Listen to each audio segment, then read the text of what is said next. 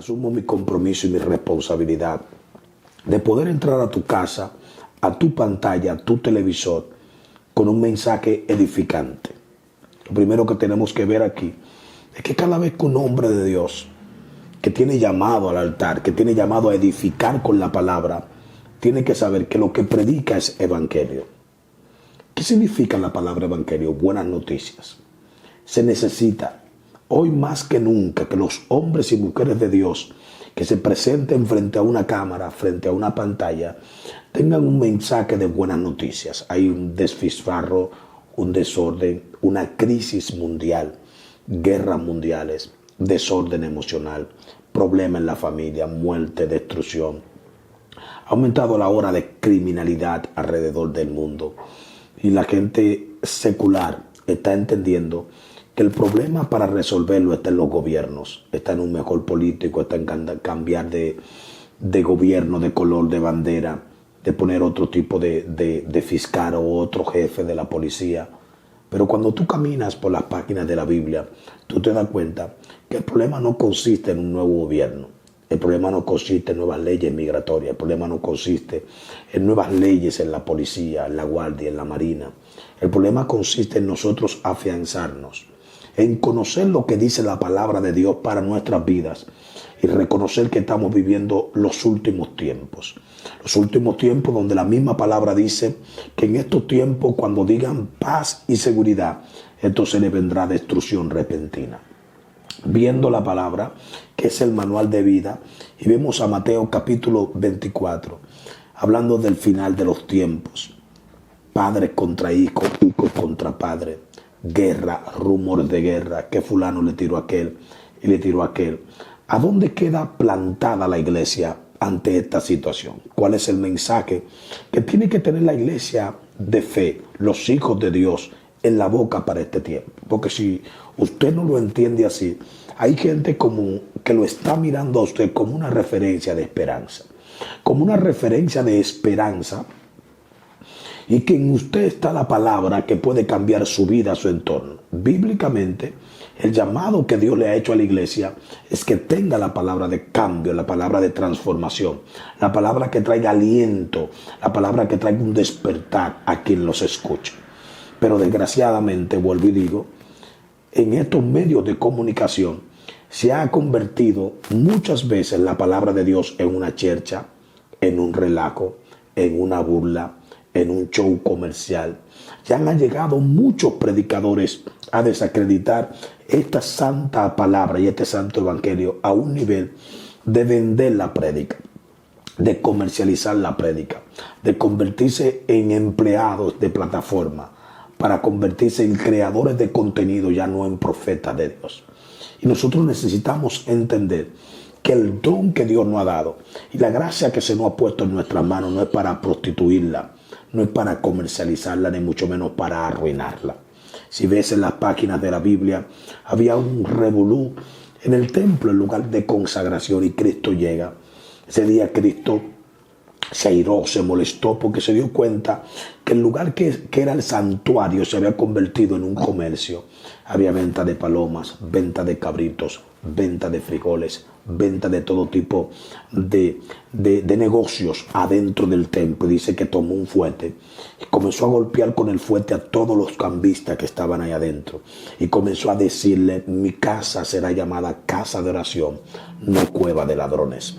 Mi casa será llamada casa de oración, no cueva de ladrones. ¿Qué Cristo quiso dejar como enseñanza en ese entonces?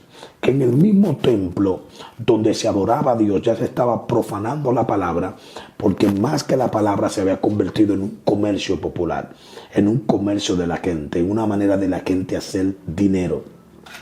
¿A través de qué? Del don, del fluir de Dios. Esta serie que he titulado El peligro de los dones, vamos a aprender que muchos de nosotros, Dios nos ha puesto recursos en las manos, provisión en las manos, dones en las manos, y el mal uso de esos dones, en vez de ser de bendición para el cuerpo, está haciéndole daño al cuerpo. Hay muchos ejemplos bíblicos. Si usted camina por las páginas de la Biblia, usted se va a encontrar que el peligro nunca fue tener un don. El peligro fue darle un mal uso al don que Dios te dio. Cuando tú mal usas el don, en vez de edificar el cuerpo, lo que haces es que aplastas, golpeas y arruinas el cuerpo. Hombres que en una ocasión obtuvieron de Dios la pura gracia sobrenatural, un regalo divino para poder caminar en la tierra con un poder sobresaliente. ¿Como cuál poder? Como aquel poder que operaba en Daniel, que la Biblia dice que cuando llegó a Babilonia, sobre él operaba un espíritu superior. La gente lo identificó, Nabucodonosor lo identificó, los sátrapas lo identificaron. Porque cuando lo tuyo viene de Dios y es sobresaliente, todo el mundo lo va a identificar. ¿Dónde radica el problema? Donde mucha gente, al obtener dones y beneficios de Dios, vieron más el beneficio del don. Vieron más la añadidura que establecer el reino. Y en el camino, ejerciendo el don que se le dio, se le dañó el corazón.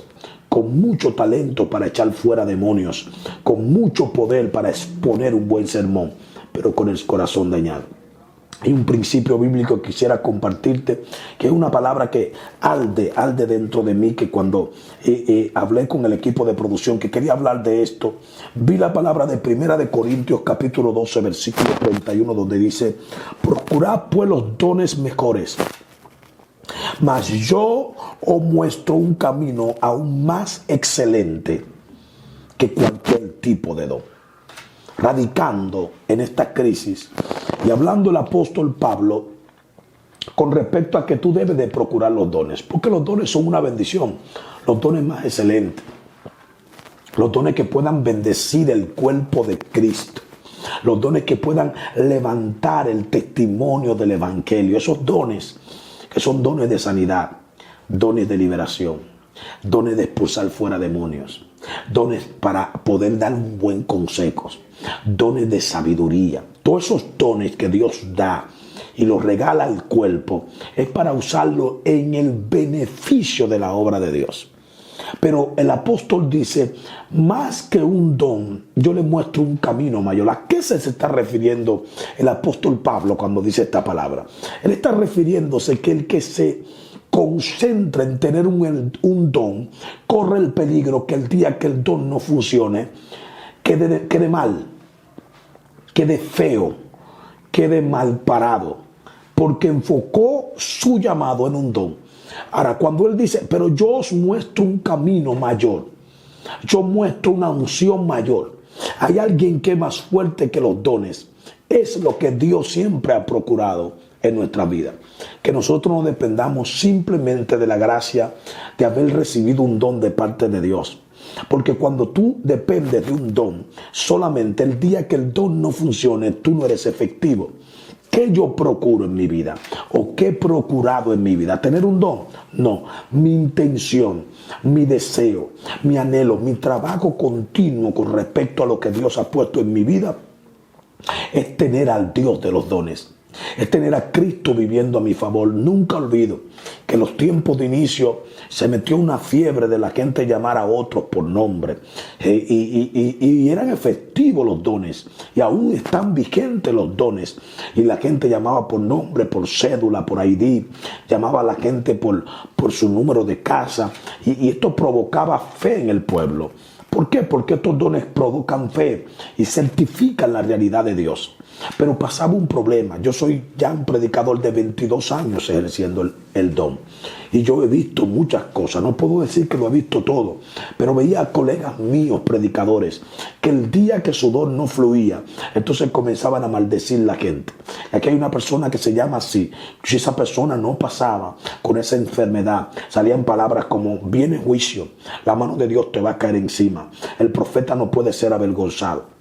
Entonces, más que atraer la gente al altar por un don, entonces se convertía en una manipulación que quería que la gente pasara hasta fingiendo un don que no existía dentro de sí. Entonces, dependen de un don. Un día tienen un don de liberación y ese día Dios decidió no libertar cautivos. Ese día Dios decidió que nadie caiga endemoniado. Entonces quieren que ofenden a la gente, maltratan a la gente, golpean a la gente porque el capricho de su don no funcionó. Entonces yo a nivel personal, mi oración siempre ha sido: no quiero depender de un don, quiero depender de ti. Y por eso la noche que yo no canto un coro y la unción cae, entonces opero en palabra, y cuando no opero en palabra, opero en liberación. Cuando no opero en liberación, opero llamando la gente al altar para arrepentimiento. Cuando no opero llamando a la gente al altar para arrepentimiento, me cae la unción de restitución. Y en sí, en mí se completan todos los dones que lo tiene un solo, que se llama Jesús. Y no tengo esa fatiga de estar golpeando a la gente porque el don que tengo no se manifestó. Inventos. Ahora, nadie quiere los dones inferiores, la gente quiere los dones superiores. No te fijas que casi nadie quiere llamarse evangelista del Señor. Nadie quiere llamarse maestro del Señor. La gente quiere llamarse profeta. ¿Por qué quiere llamarse profeta? Porque el don profético es uno de los más mal utilizados, ojo con esto, de los últimos tiempos. O no de los últimos tiempos, de todos los tiempos. Falsedad en el don profético. Gente que se tilda de profeta y se pone nombre, pero no ha sido asignado para ese don. Y hay dos cosas que hay que tener bien en cuenta. Alguien tiene que saber que un día el Dios que usa los predicadores pudo haber usado tu vida para fluir en la ciencia, pero eso no dice que tú operas en el don de ciencia como un oficio. Quiero dejar este punto bien claro. Una cosa es tener el Dios que puede usar tu boca en un momento determinado con un don, y otra cosa es tener un oficio de un don que es lo que ya desarrolladamente en ti opera. No confundas esto. Entonces todo el mundo se llama profeta. Los saludos profeta, en el Instagram profeta, en el Facebook profeta, en YouTube profeta, en TikTok profeta. ¿Por qué profeta? Porque el profeta es la voz de Dios. El verdadero profeta es Dios hablando en la boca de un hombre. Y todo el mundo quiere tener a alguien que hable por la boca de Dios. Y ahí es donde han venido las confusiones. Ahí es donde han venido las problemáticas. Ahí es donde mucha gente alrededor del mundo está cayendo en la trampa de, en vez de consultar un profeta, están consultando brucos. Brucos que no usan túbano. Brucos que no se ponen chaqueta. Brucos que están dentro de las iglesias y dentro del cuerpo, tratando de injertarse a un cuerpo que no le pertenece. Y han estado buscando dinero. Todo fluye en el factor financiero. Porque el don de evangelista no es tan monetizado como el don de profeta. Entonces tengo que inventar para poder sacar. Tengo que crear una profecía no existente para poder manipular a quien me escucha. El mismo Padre se planta y dice en Jeremías: hay de aquellos que se proclaman profeta, diciendo que Dios ha hablado y Dios nunca ha hablado. Falsos profetas que hablan de que Dios ha hablado y así te ha dicho Jehová. Todo el mundo usa esa palabra. Así te ha dicho Jehová. Pero la mayoría de esas palabras proféticas, todas tienen el mismo perfil. Dios te va a bendecir. Dios te va a entregar una casa. Dios te va a entregar un matrimonio. Dios te va a entregar los papeles. Dios te va a entregar naciones. Dios te va a entregar la impartición. Nunca, esos profetas pareciera ser que el Dios que habla en su boca nunca corrige, siempre bendice.